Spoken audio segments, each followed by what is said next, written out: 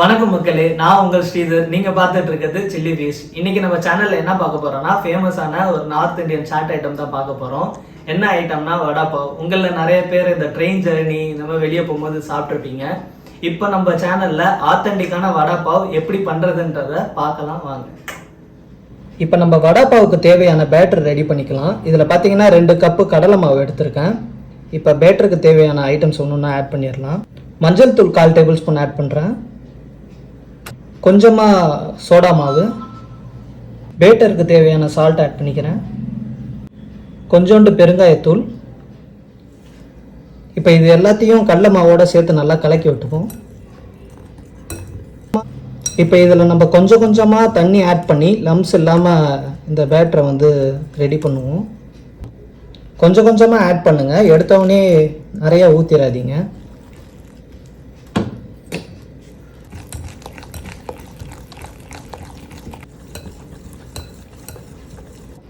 Batter பார்த்தீங்கன்னா இந்த consistency வரணும். ரொம்ப கட்டியாகவும் இருக்கக்கூடாது, ரொம்ப தண்ணியாகவும் இருக்கக்கூடாது.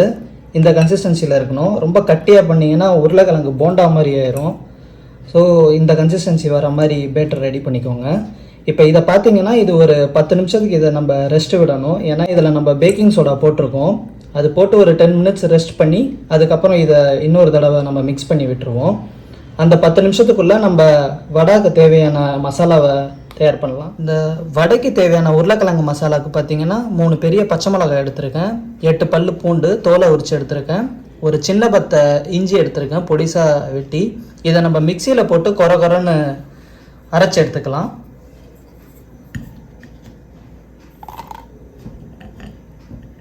அரைக்கும் போது பார்த்தீங்கன்னா தண்ணி போடக்கூடாது, நைஸாக அரைக்கக்கூடாது. ஜஸ்ட்டு ஒரு துருவுன மாதிரி இதை அரைச்சா போதும். நான் உங்களுக்கு அரைச்சிட்டு வந்து காமிக்கிறேன். இந்த மாதிரி பச்சை மிளகா பூண்டு இஞ்சியை கொரன்னு மிக்சியில் ஓட்டி எடுத்துக்கோங்க. கடாய் வச்சு உருளைக்கிழங்கு மசாலாவுக்கு தேவையான எண்ணெய் ஆட் பண்ணிக்கிறேன். நான் வந்து பார்த்தீங்கன்னா ஒரு 2 டேபிள் ஸ்பூன் ஆட் பண்ணிக்கிறேன். எண்ணெய் சூடாயிருச்சு. இதில் பார்த்தீங்கன்னா 1/4 டேபிள் ஸ்பூனுக்கும் கம்மியாக கடுகு ஆட் பண்ணுறேன். கடுகு பொரிஞ்ச உடனே கருவேப்பிலை ஆட் பண்ணுறேன். அடுத்து ஜீரகம் ஆட் பண்ணுறேன். இப்போ இது எல்லாத்தையும் கொஞ்சம் லைட்டாக ஃப்ரை பண்ணிப்போம். அடுத்து பச்சை மிளகா பூண்டு இஞ்சி துருவி வச்சதை போட்டுடலாம். இது ஆயிலில் நல்லா நம்ம குக் பண்ணிடலாம். அடுத்து பார்த்தீங்கன்னா சிம்மில் வச்சிடலாம். பச்சை மிளகா பூண்டு இதெல்லாம் நல்லா எண்ணெயில் வதக்கியாச்சு. இந்த டைமில் பார்த்தீங்கன்னா இந்த மஞ்சத்தூளை ஆட் பண்ணிடுவோம். அடுத்து கொஞ்சோண்டு பெருங்காயம். இப்போ இது ரெண்டுத்தையும் நல்லா வதக்கிப்போம். இப்போ இதுக்கு பார்த்தீங்கன்னா 2 பெரிய சைஸ் உருளைக்கிழங்கு ஆல்ரெடி அவிச்சு தோலை உரிச்சு நான் மேஷ் பண்ணி வச்சுருக்கேன். இதை இதில் ஆட் பண்ணிடலாம். இப்போ இந்த கிழங்குக்கு தேவையான சால்ட் ஆட் பண்ணிடலாம். நான் பார்த்தீங்கன்னா ஒரு 1/4 டேபிள் ஸ்பூன் ஆட் பண்ணுறேன். இப்போ இதை நல்லா கலரி விட்டுருவோம் இந்த மசாலாவில். உருளைக்கிழங்கு நல்லா மேஷ் பண்ணிடுங்க. உருளைக்கிழங்கு பார்த்தீங்கன்னா கட்டி கட்டியாக இருக்கக்கூடாது. இப்போ உருளைக்கிழங்கு பார்த்தீங்கன்னா நல்லா மசாலாவோட வதக்கிட்டோம். பட் உருளைக்கிழங்கு பார்த்தீங்கன்னா இன்னும் சின்ன சின்ன பீசஸ் இருக்குது. பார்த்தீங்கன்னா லாஸ்ட்டாக நம்ம வடை சுடும் போது பார்த்தீங்கன்னா உருட்டுவோம். அப்போ வந்து இன்னும் நல்லா கையில் மேஷ் பண்ணிக்கலாம். இப்போ உருளைக்கிழங்கு மசாலாவோட நல்லா மிக்ஸ் ஆயிடுச்சு. இந்த டைமில் இதுக்கு வந்து நம்ம கொத்தமல்லி ஆட் பண்ணிடலாம். கொத்தமல்லி நல்லா ஒரு கை வர மாதிரி ஆட் பண்ணுங்கள். இப்போ இதை நல்லா மிக்ஸ் பண்ணி விட்டுக்கோங்க. கொத்தமல்லியை உருளைக்கிழங்கு மசாலாவோட நல்லா மிக்ஸ் பண்ணிட்டோம். அவ்வளோதான், நம்ம வடைக்கு தேவையான மசாலா ரெடி. இப்போ நம்ம மசாலாவை உருண்டை பிடிச்சி எடுத்துக்கலாம். நல்லா நம்ம பிடிச்சிக்கோங்க.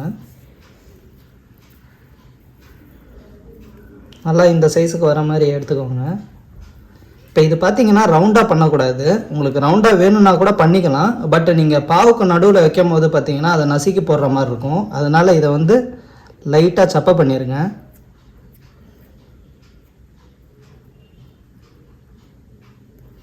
இந்த மாதிரி பண்ணிக்கிட்டால் போதும்.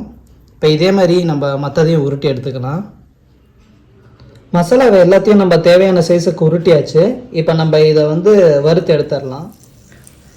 எண்ணெய் நல்லா சூடாயிருச்சு. இந்த டைமில் வடையை நம்ம நல்லா பேட்டரில் டிப் பண்ணி நம்ம பொரிக்க ஆரம்பிச்சிடலாம்.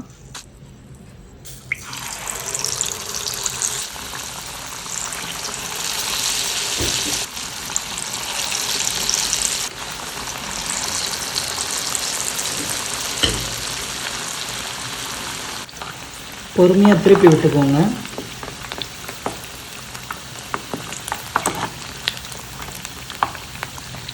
அவ்வளோதாங்க, இது நல்லா வெந்துருச்சு. இப்போ நம்ம வெளியே எடுத்துடலாம்.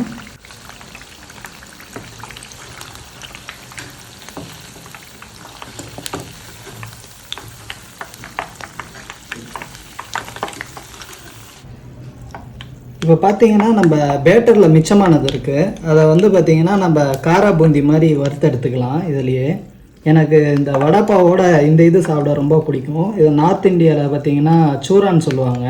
அது எப்படி பண்ணுறதுன்னா, இப்படி வந்து பேட்டரில் 5 வரலையும் முக்கி இப்படி மேலே அப்படியே விடுங்க. பொறுமையாக மேலே எண்ணெய் தெறிக்காமல் பார்த்துக்கோங்க.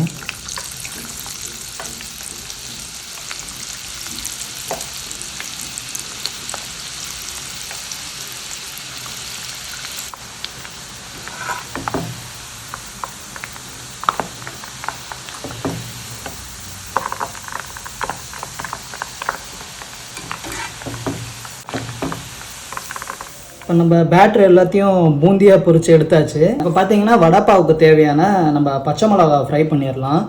இது கொஞ்சம் பார்த்து பத்திரமா இருங்க.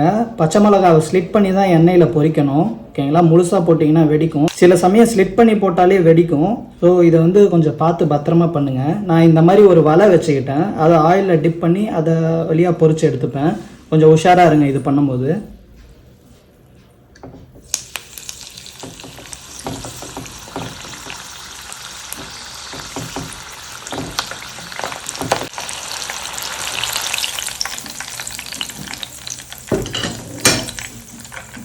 அவ்வளோதாங்க, இந்த அளவுக்கு அவுட்டர் லேயர் வந்து பொரிஞ்சிட்டா போதும்.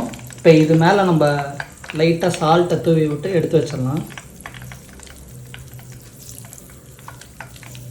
நெக்ஸ்ட்டு வடைப்பாவுக்கு தேவையான சட்னி நம்ம பண்ணிடலாம். கார சட்னி. இது பார்த்திங்கன்னா ட்ரையாக வரும்.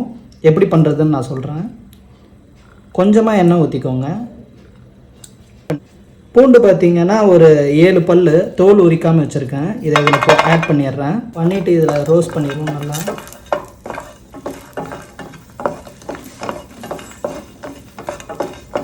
பூண்டு பார்த்தீங்கன்னா நல்லா ரோஸ்ட் ஆயிடுச்சு. இப்போ 2 தேங்காய் பத்தை துருவி வச்சுருக்கேன். அதை இதில் ஆட் பண்ணிடுறேன்.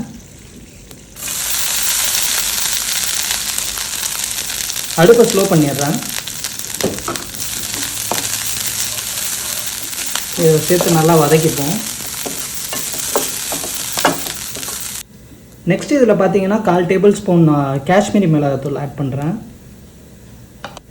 அடுத்து இந்த சட்னிக்கு தேவையான சால்ட் ஆட் பண்ணிக்கிறேன். கொஞ்சோண்டு பெருங்காயத்தூள். இது எல்லாத்தையும் சேர்த்து நல்லா வதக்கிப்போம்.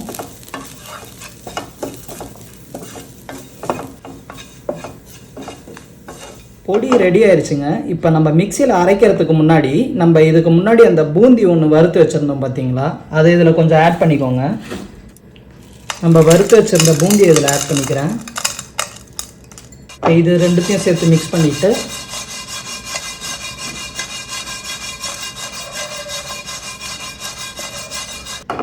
அவ்வளோதாங்க. இதை நம்ம மிக்சியில் போட்டு அரைப்போம். டிப்பிக்கல் இது வந்து பார்த்திங்கன்னா மகாராஷ்டிரன் ஸ்டைலில் இந்த மாதிரி பண்ணுவாங்க. ரோட் ஸ்டைலில் இந்த மாதிரி தான் பண்ணுவாங்க. ஸோ இப்போ இதை நான் பவுடராக அரைச்சி உங்களுக்கு காட்டுறேன். வடைப்பாவுக்கு தேவையான சட்னி நம்ம மிக்சியில் அரைச்சி வச்சாச்சு. ஸோ இந்த கன்சிஸ்டன்சி தான் அந்த வரும். வடைப்பாவுக்கு தேவையான எல்லா ஐட்டத்தையும் நம்ம ரெடி பண்ணியாச்சு.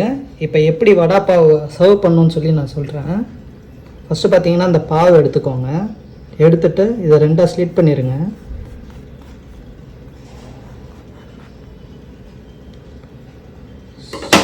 ஸ்லிட் பண்ணிவிட்டு நம்ம அரைச்சி வச்சுருந்த சட்னியை இதில் வச்சுருங்க.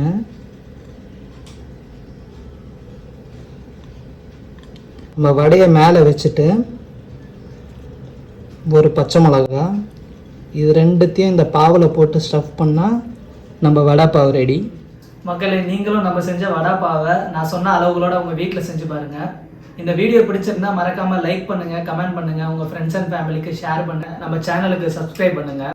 உங்களை அடுத்த வீடியோவில் சந்திக்கும் வரை உங்களிடமிருந்து விடைபெறுவது நான் உங்கள் ஸ்ரீதர். பாய்.